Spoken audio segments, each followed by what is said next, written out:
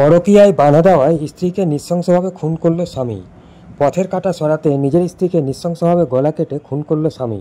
এরপর অভিযুক্ত স্বামী পলাতক। এই মর্মান্তিক ঘটনার পর শনিবার সকালে ব্যাপক চাঞ্চল্য ছড়ায় মুর্শিদাবাদ জেলার ডোমকলে। মৃত মহিলার নাম সাকিনা বিবি।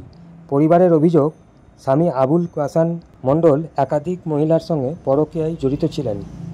এই নিয়ে প্রতিবাদ করলেই সাকিনার উপর চলত শারীরিক ও মানসিক নির্যাতন। এর ফলে বহুবার সাকিনা মায়ের বাড়িতে আশ্রয় নিতে বাধ্য হন। স্থানীয় স্তরে দুদফা সালিসি সভাও হয়।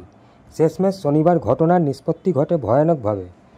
পরিবার সূত্রের দাবি, প্রথমে ধারালো অস্ত্র দিয়ে গলা কেটে খুন করা হয় সাকিনাকে। তারপর বালিশ চাপা দিয়ে মৃত্যু নিশ্চিত করে ঘটনাস্থল থেকে ঘর ছেড়ে পালিয়ে যায় অভিযুক্ত স্বামী। ঘটনার খবর পেয়ে ঘটনাস্থলে পৌঁছায় ডোমকল থানার পুলিশ। খবর পাওয়া পর্যন্ত মৃতদেহ উদ্ধার করে ময়নাতদন্তের জন্য পাঠানো হয়েছে।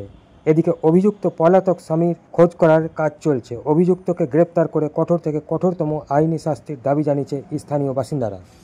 আমার জামাই ঘটনা আগাগোড়া আমার জামাই অত্যাচার করে, 2 বছর থেকে কিছু দেয় না, ছেলেটাকেও দেয় না। বিটি বিড়ি টিড়ি বাঁধে সংসার চালায়। আমিও কিছু দিই, আমার ছেলেও কিছু দেয়।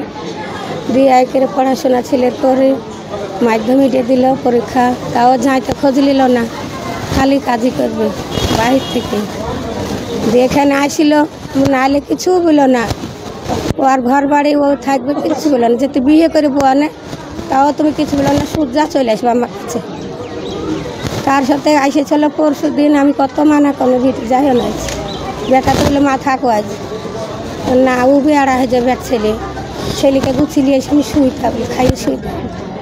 বেটা তা আবার ফোন করলো যে মাকে দেখো। তা বিটি তো করলো মা গেলছে শাহিদ না।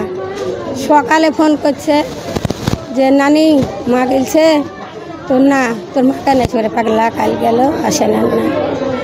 তো মাকে পাশে নিয়ে যায়, মা নাই বাড়িতে। তো মোবাইল নিয়ে গেছে তোর নাম। আর একটা মেয়ে পাঁচর আছে, দেওয়ার মেয়ে হতো, সে বললো আমার মোবাইলও লাইনি, উন্নাও লাইনি, চটিও লাইনি। তাহলে কী বললি আমাকে তোরা? আমি রাস্তা ছিটে পড়েছি। আর ফোন তুলছে না। কতক্ষণ পর একটা মেয়ে ফোন করে বলতে পারছে না। বলছে কী হলো গো বলো, কী হলো গো বলো, তুমি শাহিদের নানি? তো হ্যাঁ শাকিলা নাই। আমার বিটির দোষ দক্ষিণের লগের এত বড় ছেলেটুকু দোষ খুন করেছে। আর উচিত সাজা খুন করেছে। আর আমি সাজাচ্ছি, আমি কিচ্ছু চাইনি। ওর গলায় আমার ছেলে কোনো দিন বলে না যে আমি মরবো, আমাকে ভাত দেবেন, আমি চলে আসবো। আমি আর ভাতও খাবো না। আমি আর শাস্তি চাচ্ছি। আমার নাম সাবিয়া। অন্য জায়গায় পরকীয়া ছিল, ওই মেয়েকে বিয়ে করে 2 বছর থেকে সংসারে টাকা পয়সা কিছু দেয় না, সব আমার শাশুড়ি চালায়। দিয়ে স্বামীটা মানে ঈদের এসেছে, বাইরে থাকে, কিন্তু মাঝে মাঝে বাড়িতে আসে, অশান্তি করে, তেড়ি দেয়। 2বার সালিশি হয়েছে, একবার ছেড়ে দিয়েছিল।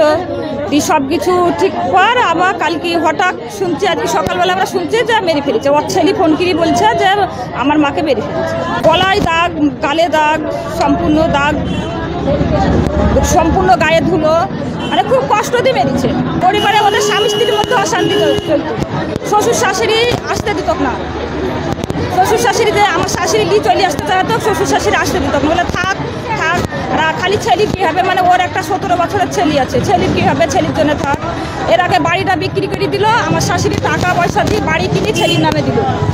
খালি ছেলে কিনে আমার ননদ ওই বাড়ি থেকে আসতে চাইতো না, যে কষ্ট করে থাকতো, বিড়ি আনতো, ছেলেটা কিছু কাজ করতো, সংসার কষ্ট করে 2 বছর থেকে সংসারে কোনো টাকা পয়সা কিছু দেয়।